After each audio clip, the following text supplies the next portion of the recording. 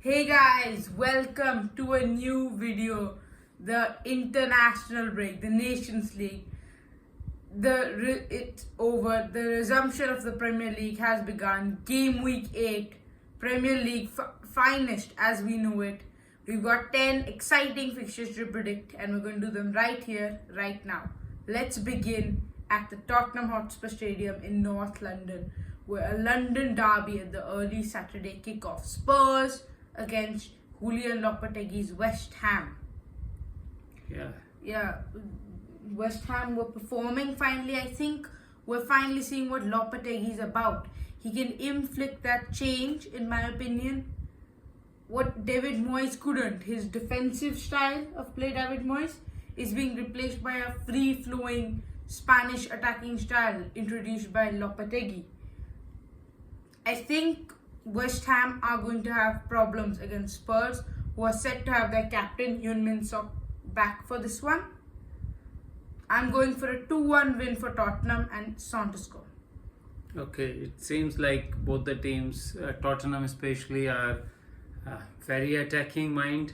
Yes. West Ham getting there. But I don't think West Ham are going to use their attacking style. But the last weekend before international break was Ipswich really difficult for Tottenham because they lost to Brighton after leading 2-0, Yes. and West Ham won it. So the teams had different fortunes.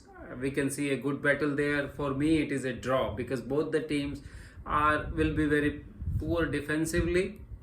It will be a 2-2 draw. Jared Bowen to score for me. Yeah, it doesn't help that West Ham have a poor derby. Tottenham have a poor derby record. They've only won one of their last 6 London derbies. Okay. So yeah, let's see what happens in this one.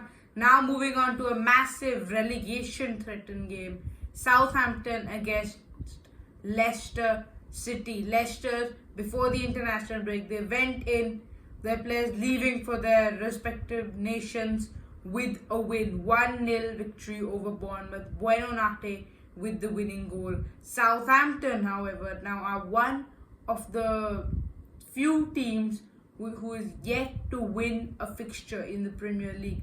They are about to set a new club record if they lose in this one, or if they don't win this one, for 21 consecutive Premier League games without a win. That's a new club record if it occurs. Wow, it's some record. Yeah, because their poor end to the 22-23 campaign, then they were in the championship, got promoted, but it is looking poor. What worries me the most for the Saints is that the games they have played, Southampton have already used up most of their easy fixtures. They played Bournemouth, Brentford, Ipswich, Nottingham. If they can't use they need points in these positions against the teams which are in their competitive zone rather than the big boys.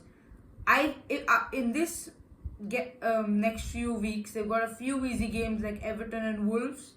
After that, they have a very hectic schedule from 24th November to Boxing Day. So one entire month of really tough games.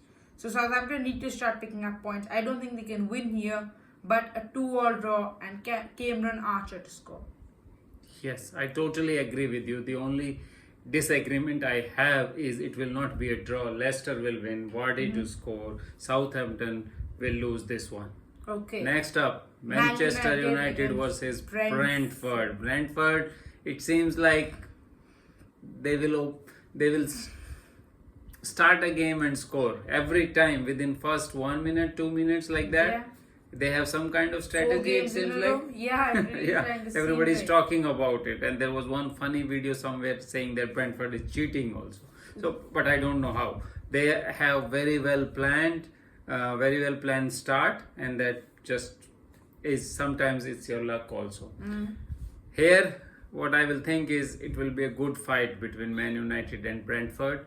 Brentford high on energy, high on passion. Man United low on energy and passion, both of them. Erik Ten Hag just counting his days, that's what I assume. This one will be a draw, 2-2, Rashford to save Man United. Yeah, in the press conference Ten Hag for this upcoming fixture, he said that the media is spreading lies and rumors, and there's no such talk about Ten Hag being replaced. I mean, if you want the full story, do check out our video on our thoughts on Ten Hag. I'll put the link in the description. But yeah, for this game, United I think will be able to beat Brentford 3-1. Garnacho to score, because at this point I think you mentioned it in one of the previous prediction videos. When United's form is going in, they have to win at some point. He always finds a way at some scrappy point. And right now, this might be the first time United go 3 games without a win at Old Trafford since 1979, if they don't find a way to beat Brentford in this one. Newcastle against Brighton. Yeah, Next up. This will be a nice game, I have a feeling. Yes, Newcastle is exactly the team which Brighton don't want to face.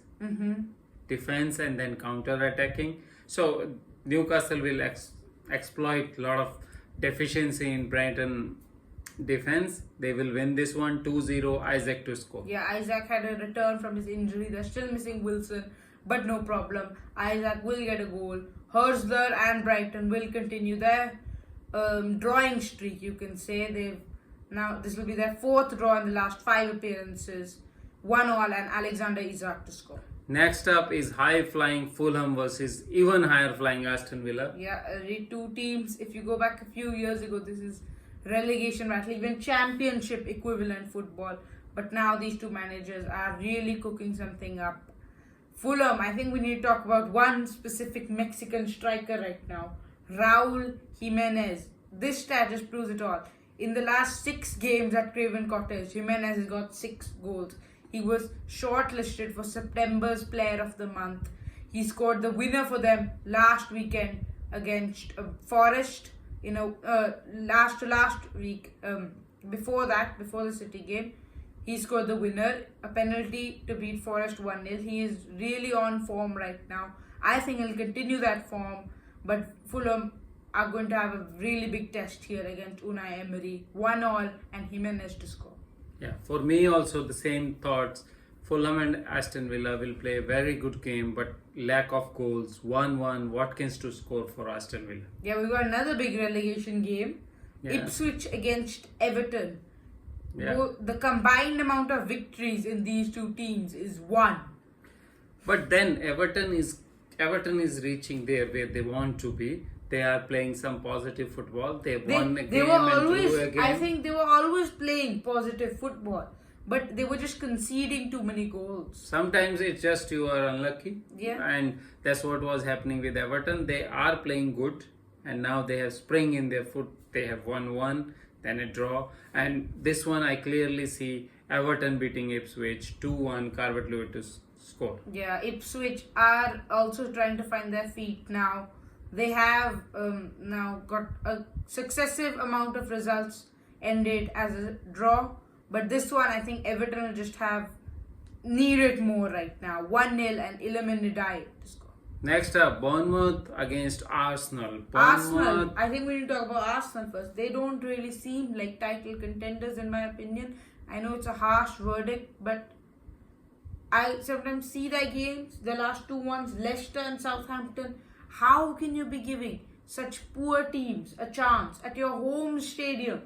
I think Arsenal need improvement, and Bournemouth might just be the reality check they're needing, because although they lost last weekend, they're high flying with winger Antoine Semenyo. But Arsenal, I have a feeling they're going to get a reality check here. Still, I'll back Arsenal my prediction 2-1, Saka to score, but I will not be surprised if Bournemouth takes something. I don't think so. No, Arsenal. I just feel Arsenal are not playing the football, the level they're capable of from what they played last season. They're looking scrappy, a little bit untidy defensively. They need to work on that. So yeah, I still back Arsenal for this one, but at some point this reality check will come against them. Yeah, but then they have added new players. They have, yes. They are gelling together. And then some of the injuries are also not helping. Odegaard being injured, and so injuries are a part of the sport. No, that's okay. But then that is the reason why Arsenal is not really confident. But then I don't see these. When you are not playing well and winning, that's the sign of a champion. So Arsenal are, for me, are there. They will fight for the title. I don't know about whether they will win it or not, but they will fight it. But this one, I'm going Arsenal 3-1, easy victory. Havertz to score. March is on. Now we're going to the Molineux for the warm-up of Super Sunday. Wolves against Manchester City. Reverse fixture last season in September. Wolves beat Manchester City 2-1 in a game where they were also missing Rodri. Now we've also just received news that Kevin De Bruyne will not be available for this fixture. Yeah, but I think Man City has enough players. They have enough quality to beat this low at confidence Wolves teams. You never know. Sometimes it's just these kind of moments. I don't know. The Wolves is not there. They are not really. But then against Liverpool, they played a good game for me. They played well. But then against Man City also, they might or might not. But for me, I am realistic. It will be an easy victory for Man City. 4-1. Jermaine Doku to score from the wings. For once, you're realistic. Yeah. And not predicting City dropping points. I'll agree with that. 2-0, Haaland to get back to goals. Next up is Nottingham Forest against Crystal Palace. Monday Crystal night Palace, not really. In the relegation zone Good currently. beginning for the season, but that, I'm sure they will be safe. They have a good team. They have a good coach. And there's a lot of news against them sacking the coach, Oliver Glasner. I don't think this is the moment. You should give them at least 15 games in the season to decide, because Crystal Palace it's not like they're really bad. They're conceding too many. It's not like that. They are just losing, and sometimes the luck is not favoring you. So that's what is happening with Crystal Palace. But they will turn it around in this game for me. Eze to score. Crystal Palace will win. Beat Nottingham Forest 2-1. Yeah, Nottingham poor home form. No win in their last 6 at the City Stadium. However, I think they turn that around here. Nottingham will get the win. They're going to be missing their manager for the next 3 fixtures due to his suspension, Nuno Espirito Santos. So 3-2, thrilling game. Crystal Palace just going to lose it, and Anthony Elanga to score. Next up, match of the week. Here we go. Super Sunday. Liverpool against Chelsea. It doesn't get better than this, does it? Yeah, this is, for me, will be a treat for a neutral, but heart attack for the fan. Yes, I don't know. Liverpool is losing some confidence. They have some control football. They are playing better. But Chelsea is always, when Chelsea is involved, there are goals around. They are so into it, scoring goals and conceding goals. And I can see very well that it will be a goal bonanza. And we will have a game which is full of goals. That's what I assume. How many are you going to predict? I am going to predict Liverpool victory, but Liverpool will score first 2 goals. Then Chelsea will come back because they would not have anything to lose. They will come back, but at the end, Liverpool will beat Chelsea 4-3. Mohamed Salah to score. Yeah, I'm thinking the exact opposite here. Liverpool can try the control-based football. Chelsea playing completely on the counter-attack, similar to their Carabao Cup victory over Liverpool in February. Yeah, Liverpool just to niche it. 1-0. Mohamed Salah to score. So that's it for this Chelsea video. didn't have Carabao Cup victory. Which No, victory? in the final they played Liverpool and they lost. Yeah, so that was not a victory. No, Liverpool's victory. Yeah, Liverpool's victory. Yeah, nice reminder for all the Chelsea.